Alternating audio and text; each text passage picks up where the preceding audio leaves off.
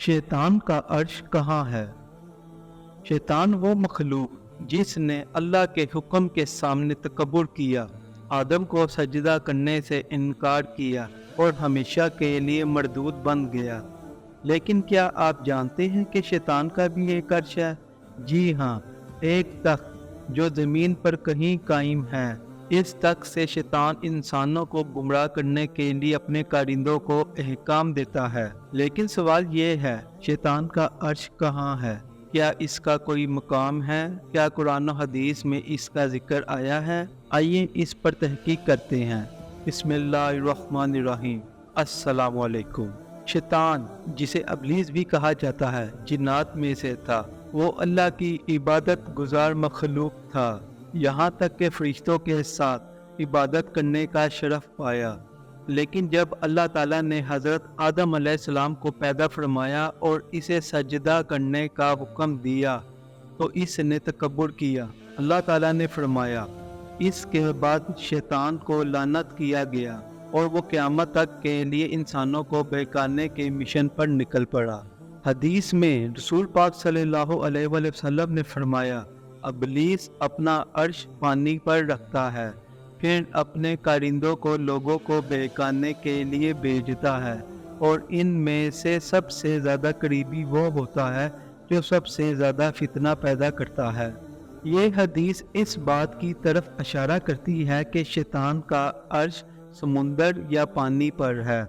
लेकिन कौन सा पानी, कौन सा समुंदर?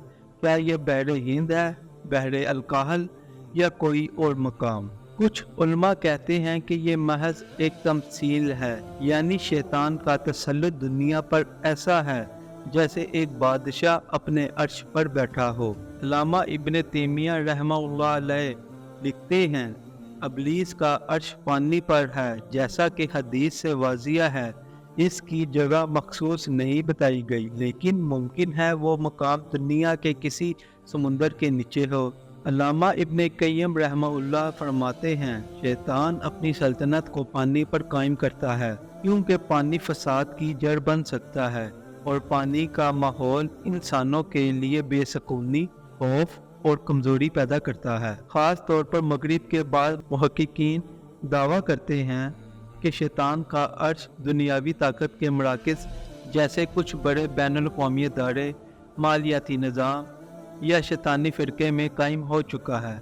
लेकिन इस्लामी तालीमात इन मफरूज़ात की तायद नहीं करती। हदीस में आता है कि शैतान अपने हर करिंदे से दिन के इख्तिताम पर पूछता है, तुमने आज क्या किया? अगर कोई कहे मैंने फ़लाँ को ज़िना करवाया या मैंने फ़लाँ को झूठ पर आमादा किया, तो शैतान कहता है तुमने कुछ ख़ास नहीं किया। लेकिन जब कोई कहे मैंने मियाँ बीवी के दरमियान जुदाई डाल दी, तो शैतान इसे करीब करके कहता है तुम मेरे सबसे बेहतरीन कारिंदे हो। शैतान का अर्श चाहे कहीं भी हो, इसकी साजिशें हर जगह हैं। लेकिन अल्लाह ताला ने हमें हथियार भी दिए हैं, नमाज, कुरान, ज़िक्र और तकवा। यही वो हथियार हैं जिनसे हम शैतान की चालों से बच सकते हैं। शैतान का अर्श हमेशा नज़र ना आए, लेकिन इसका असर हर लम्हे हमारे इर्द गिर्द है।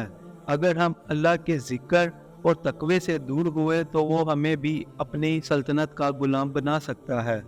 आइए अल्लाह की पनाह मांगे और इसकी राह पर कायम रहें, क्योंकि अंजाम सिर्फ नेकोकारों का ही कामयाब है। तो दोस्तों, उम्मीद करते हैं आपको हमारी वीडियो अच्छी लगी होगी।